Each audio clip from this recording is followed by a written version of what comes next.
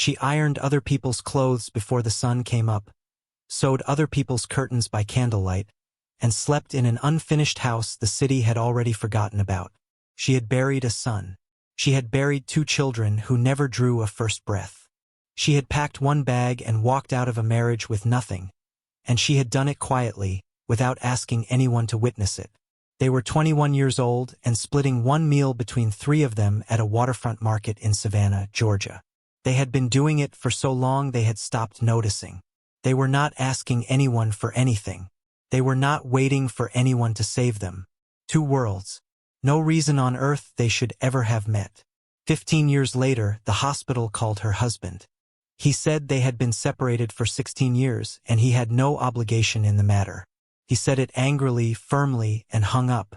She lay in room 14 at Mercy General and stared at the ceiling. 69 years old. A heart that had been failing in silence for 8 months. A surgery she could not authorize for herself. No family coming. Nobody on the way. She closed her eyes. So she did not hear the door open at 8:47 the next morning. She did not hear the footsteps stop. And she did not hear the sound a grown man makes when he has been searching for someone for 11 years and has just found her by accident in a hospital room. To understand what was standing in that doorway, you have to go back to Savannah. Back to 1 meal, 3 hungry children. And a woman who knew exactly what it meant to lose everything quietly. Cordelia Voss was 53 years old. The unfinished house had no interior doors except for the bathroom. The walls in the back room were bare studs, and in winter the cold came through in ways that required several layers even inside. Co-owned technically, her name still on the deed from the years when Harlan had bought it as an investment property he never finished. But hers in the way that mattered. She scrubbed the kitchen until it shone. She had put a garden in along the south wall and planted a fig tree that was taking, slowly and with determination, the way things take when they have been given the right conditions and enough time. She kept a tin box under the kitchen floorboard. What she had was small enough to count every morning. Counting it kept her oriented toward the truth of her situation, which she found more useful than looking away from it. She walked to the waterfront market on Tuesday mornings, straight-spined, covering ground. It was on one of those Tuesdays that she stopped. 3 young people at the stalls along the water. A young man selling handmade leather goods, still and watchful, his hands working a strap while he waited. A young woman at the next stall, quick and talking to anyone who would listen. A 3rd young woman, quieter, selling sachets of dried herbs, her fingers never still, always arranging, as if making things orderly was the only thing keeping her anchored to the morning. 3 stalls. 3 young people. The same careful posture all 3 of them had, the posture of people who have learned not to take up more space than they have been given. What stopped Cordelia was not what she saw at the stalls. The young man had brought food, a cloth-wrapped bundle. He opened it carefully, and the 3 of them gathered around it without any discussion, as if they had always done this. The talking one went quiet. The quiet one smiled. They ate from the same bundle, and the young man got less than the others and did not appear to notice this or mind it. They ate like people who have been hungry for a long time and have learned to eat slowly so it lasts. Cordelia stood on the waterfront with her mint in her hand and watched this. She watched it for longer than she meant to. Then she went home and did her sewing. But she was thinking about those 3 young people for the rest of the day in the particular way you think about something you have not finished understanding yet. She came back the following Tuesday, and the Tuesday after that. On that 3rd Tuesday she walked up to the stall of the young woman with the sachets and she said, matter-of-factly, the way Cordelia said most things, I have been watching the 3 of you for 3 weeks. You share 1 meal every morning between you. You have good faces and tired hands and you are not going to ask anyone for help. I am not offering you charity.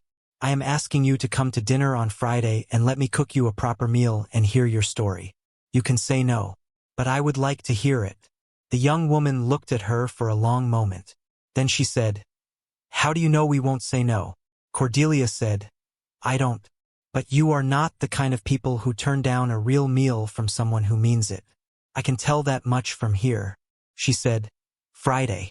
Cordelia said, 6 o'clock. On Friday, they sat at her table and gave her the one last name she did not expect to hear. Their names were Stellan, Renata, and Imara. Stellan, the serious one, looked up from his plate and said, "Voss, same as you." And Cordelia said, "Yes, I noticed that." Nobody said anything else about it. But the coincidence sat in the room like a presence for the rest of the evening. They had been on their own since they were 10 years old. Their parents had separated. They stayed with an aunt who couldn't manage 3 children on her income. Then a sequence of arrangements that each fell apart, until the 3 of them arrived at this. They worked, they stayed together, and they did not need more than that. Renata was the one who said this. Plainly, as a fact, not a complaint. Stellan ate everything on his plate and then looked carefully at the house around him, the way someone looks at a place they are trying to understand the logic of. Imara, when the meal was done, got up without being asked and washed every dish. Thoroughly. Dried them.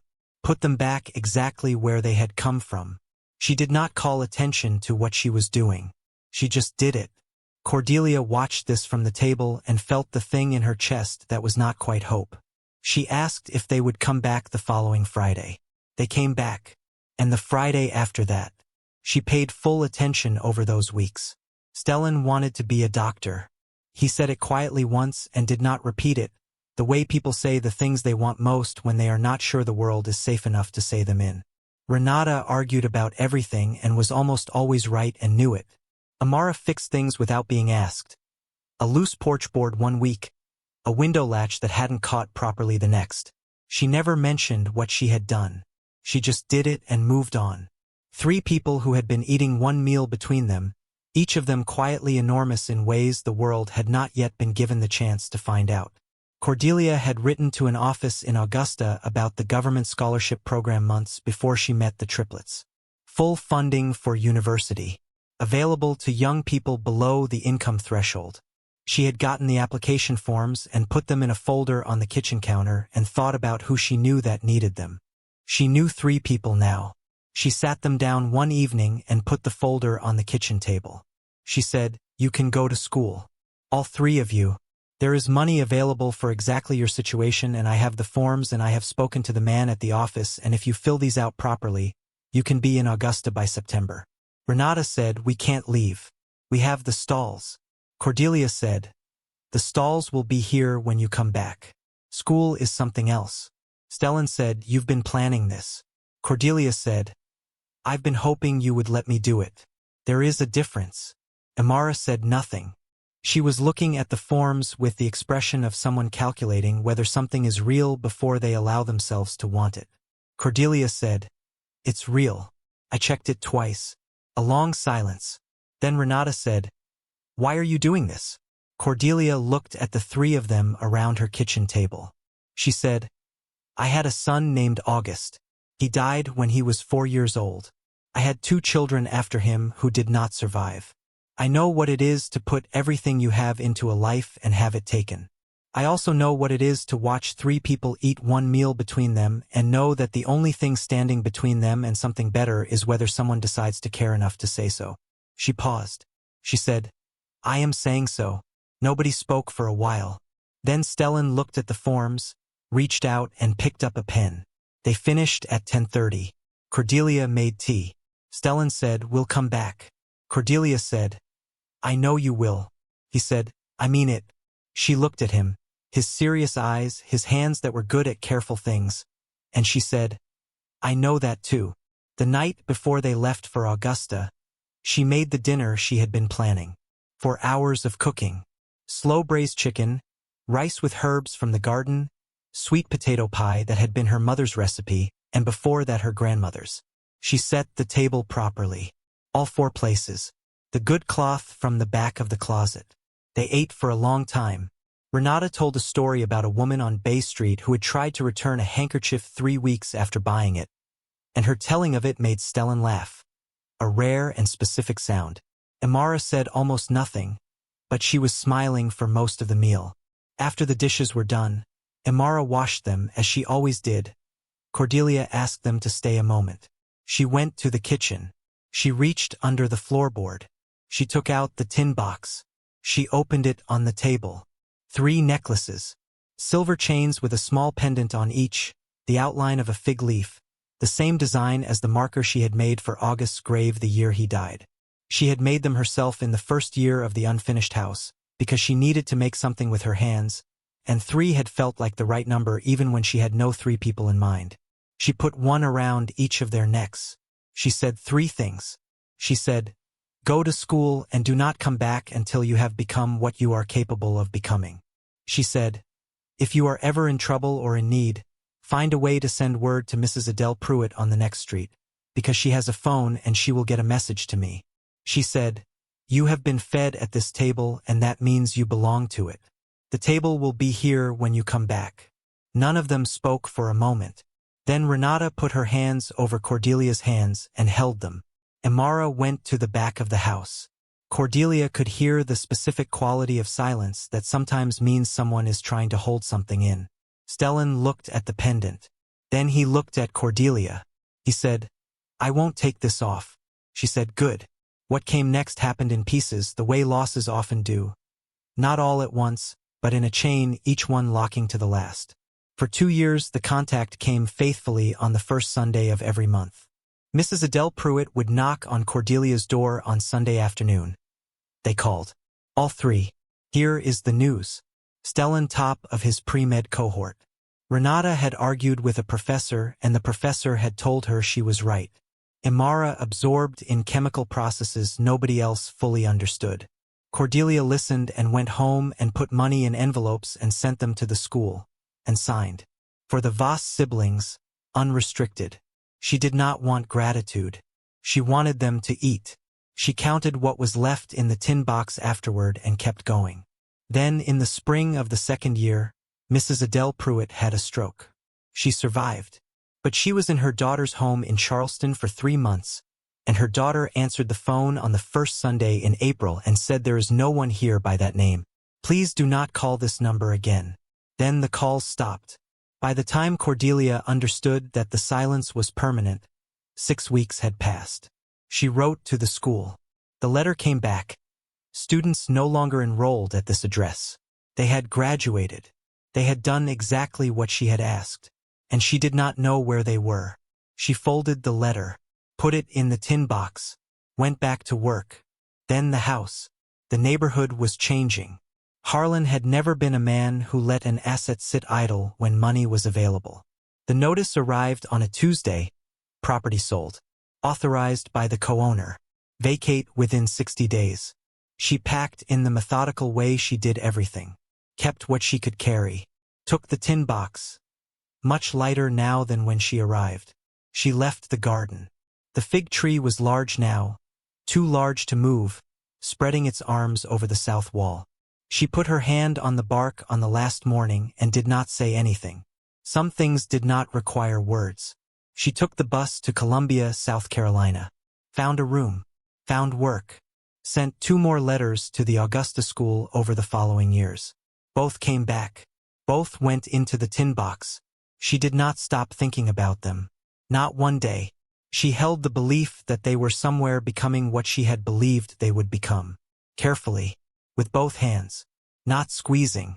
Just holding. The heart started telling her things were wrong 8 months before she ended up in room 14. Shortness of breath on the stairs. Pressure across the chest in the mornings. Then the fatigue that was different from ordinary tiredness. The fatigue of a heart working harder than it should have to for the simple business of keeping a person alive. She knew what it was. She did not go to the doctor. There were things to do first. There were always things to do first. This was the particular stubbornness of her. The same quality that had carried her through the stillbirths and the marriage and the unfinished house and the years in Columbia, and it had served her well for a long time. Her body stopped her on a Wednesday morning in February. She was at the kitchen counter making her tea. The pressure became something else entirely. A weight dropping through her like a stone, and her knees went and she reached for the counter and missed. Her neighbor found her 20 minutes later. At Mercy General, the doctor told her the condition was serious. Surgery was necessary. Real risk at her age. But without it the risk was larger. Cordelia said, "When can we do it?" The doctor said, "We need to reach your next of kin first." "Is there anyone we should call?" Cordelia said, "There is a man named Harlan Voss." He is my husband technically. We were never formally divorced, but I have not spoken to him in 16 years. He is in Savannah. I have no other family. She said this without performance, without invitation for sympathy, just the facts. The hospital called Harlan Voss. He refused to authorize anything. He said they had been separated for 16 years and he had no obligation in the matter. He said this politely and firmly and hung up. The doctor came back with the expression of someone professionally obligated to convey something they find contemptible. Cordelia said, I expected as much.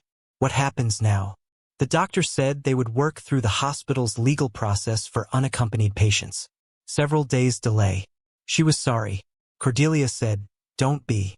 You didn't make the choice. He did. She lay back in room 14 and looked at the ceiling. She thought about the tin box in the drawer at her room across the city. She thought about the fig tree in Savannah, spreading itself over a wall she would never see again. She thought about 3 necklaces with fig leaf pendants and 3 young people at a waterfront market eating one meal between them. She thought, I hope they are well. I hope they became what they were capable of becoming. She did not think, I hope they come. She did not allow herself that. It had been too many years. She had never needed rescuing and she was not going to start expecting it now. She closed her eyes. She did not hear the door of room 14 open at 8:47 the next morning. She did not hear the footsteps stop. She opened her eyes because the room had gone quiet in a way that was different from the usual hospital quiet. Standing in the doorway in a white coat, with a patient chart open in his hands and his face completely still and his eyes doing something complicated and enormous, was a man she would have known anywhere. She would have known him in the dark. She would have known him by his stillness alone. The chain had broken years ago. He had transferred the pendant to his wrist, tied on a leather cord he had replaced twice when it wore out. She could see it from across the room. She said his name. She said, Stellan. He stood in the doorway for a moment that had no measurable length.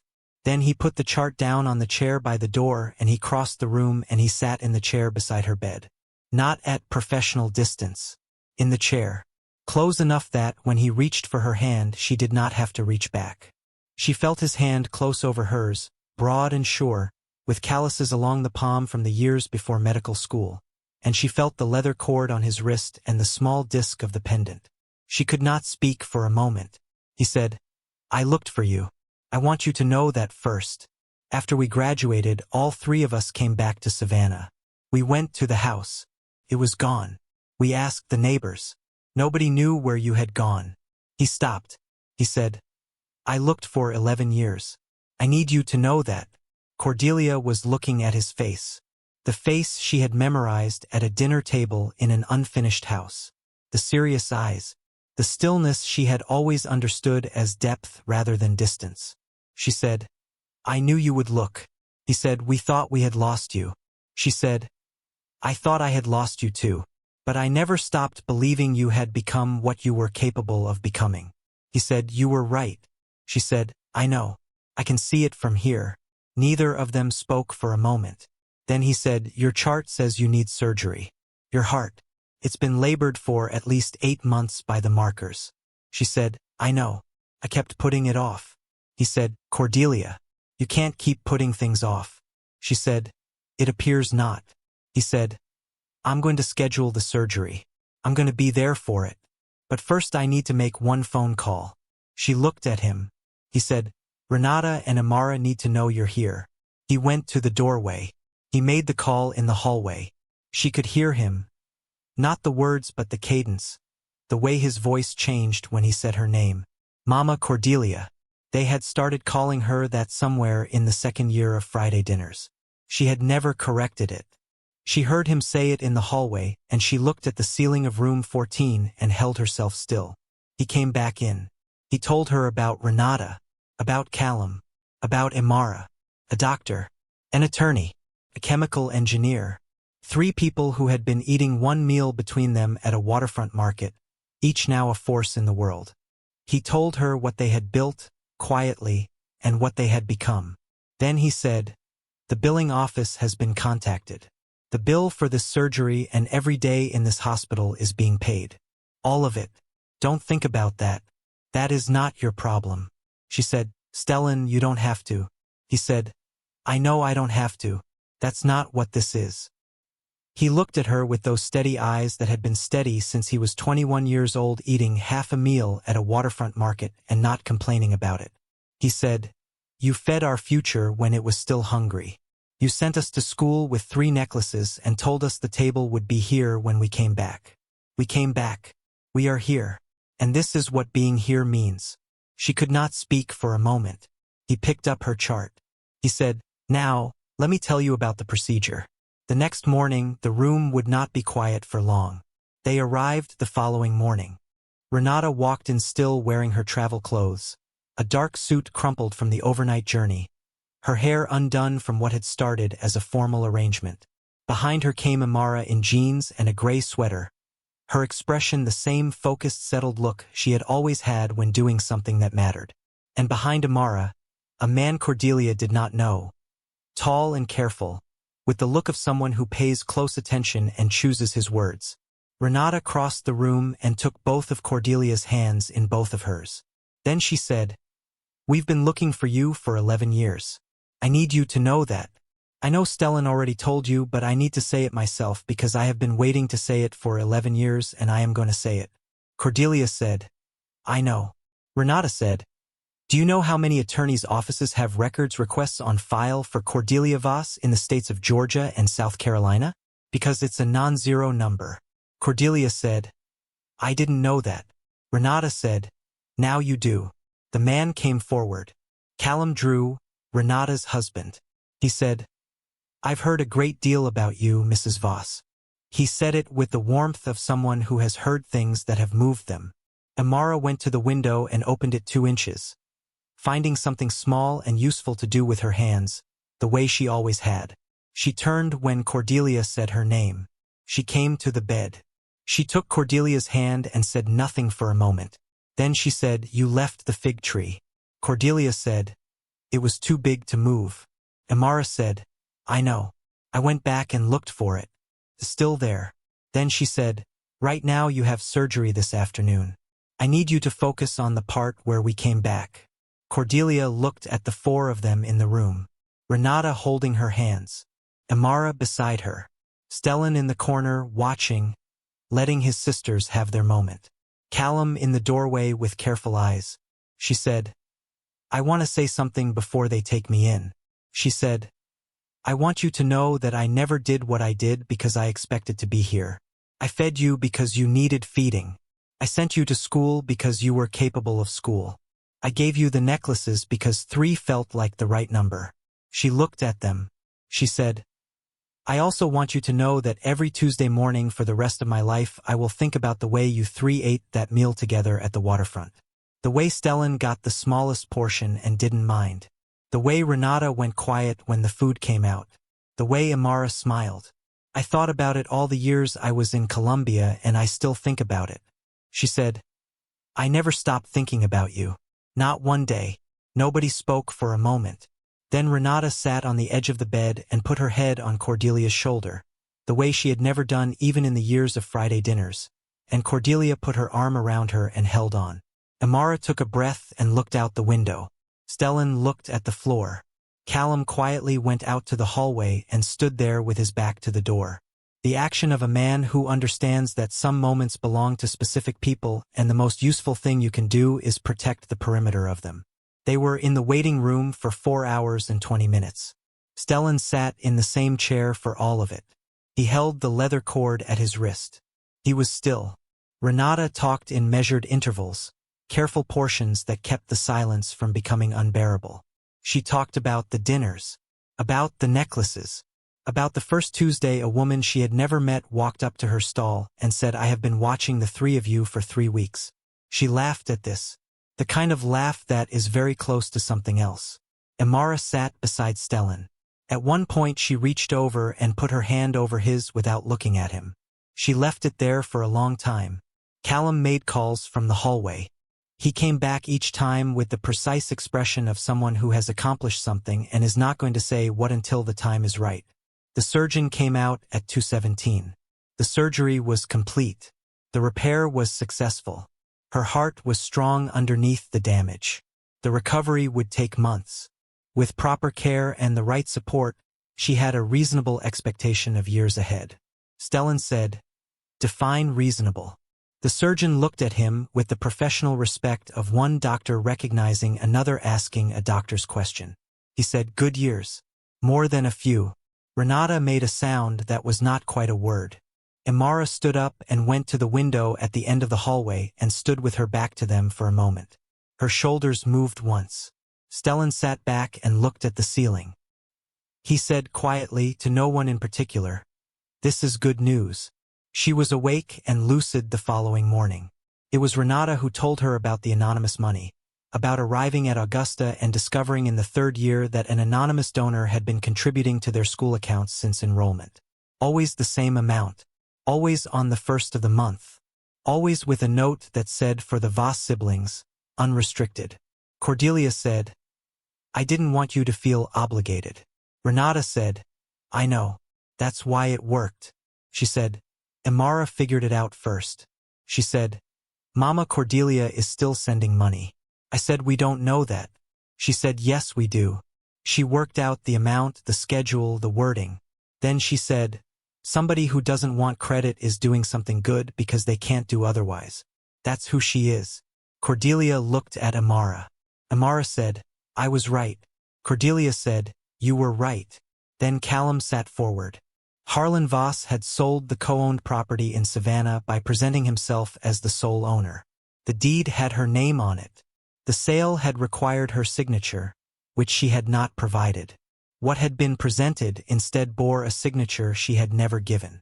Cordelia was very still. He said, "2 claims.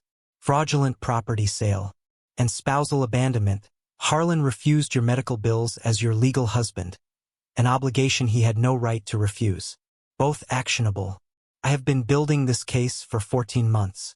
I need one thing from you." He said, "I need you to authorize me to file." A silence settled over the room. Cordelia said quietly, "I don't want this to be about punishing him." Callum looked at her. Stellan looked at her. It was Renata who spoke. She said, "It isn't. Punishing him would mean making him feel something. This is simpler than that. This is the truth he thought he could bury, finally catching up to him. You built 3 people who became something. He tried to erase you from the story. That ends now, not for vengeance. For the record." Cordelia sat with this for a long moment. Then she said, "File it." Callum had already built the case before they found her. The courthouse settled the matter in 4 months. Callum was precise in the courtroom the way he was precise everywhere. The precision of someone who has looked at a situation from every angle and is not interested in performing the conclusion but in reaching it. The forged signature. The deed records. The hospital call logs from the day Harlan hung up. A timeline that arranged itself into its own argument. Harlan Voss sat at the respondent's table in a good suit with the expression of a man who had spent his life believing that being the kind of man who wore a good suit was sufficient insulation against consequences. It was not. The judge ruled for Cordelia on both counts. Property settlement at current assessed value, which in 16 years had increased considerably. Medical bills. Damages. Harlan paid it. He did not look at Cordelia when he left the courtroom. She did not watch him go. She was sitting in the gallery with Stellan on one side and Imara on the other and Renata at the bar table, watching Callum gather his papers with the deliberate tidiness of a man who considers the work finished. She thought, "I never did it for this." She thought, "I know. But here it is anyway."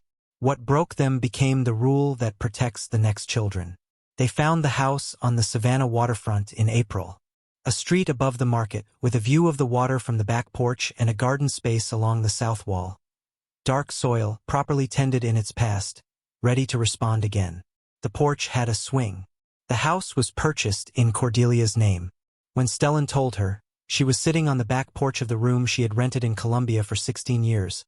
The small fig cutting from the hospital on the table beside her in its clay pot, already putting out its first real leaf, small and dark green and determined. She looked at the photographs for a long time. She said, "The waterfront." He said, "Where we first found you." She said, "You remembered." He said, We built our whole lives on what we learned at that market. That's not something you forget. She said, you didn't have to do this. He said, Cordelia. She said, I know. I know that's not what it is. He said, we want to come home to you. That requires you having somewhere to come home to. This is that place. She said, I want to plant the fig in the garden along the south wall. He said, Imara already has the ground prepared. Of course she does, Cordelia said. He laughed. She moved in that May. Imara had been there for 2 weeks before she arrived. The window latch was fixed. The porch railing was now solid. The drainage was corrected. A new ironing board in the back room because the old one had been warped and Imara had replaced it without asking permission. They planted the fig that first afternoon. The two of them on their knees in the good dark soil, Cordelia showing Imara how to set the roots, how to talk to the ground while you worked. When the tree was in and the earth firmed around it, Imara sat back on her heels and looked at it. She said, it's going to take. Cordelia said, yes it is. Imara said, how do you know? Cordelia said, some things you can tell. You have to pay attention for long enough. But once you're paying attention, you can usually tell. Imara looked at the small tree. She said, is that what you were doing at the market? Paying attention? Cordelia said, yes. She said, and what did you see? Cordelia looked at her. At this woman who had been 21 years old and quiet at a waterfront stall with fingers that never stopped moving and eyes that saw everything. Who had become a chemical engineer and a department head and a force of her particular kind of silent competence in the world. Who had come back with a list of repairs and done every one without being asked. She said, I saw 3 people who were going to become something. I just needed to make sure the world gave them long enough to get there. Imara sat with this. Then she said, thank you for making sure. Cordelia put her hand on Imara's hand for a moment. She said, thank you for coming back. On the evening of her first full month in the house, the 4 of them sat on the back porch as the sun went down over the water, the garden coming in along the south wall. The fig tree the furthest along, dark wide leaves, the quality of a thing that has decided to grow. Stellan was sitting beside her. Renata was on the steps with her shoes off, talking to Callum about something that made him laugh. Imara was in the garden, checking the drainage nobody had mentioned.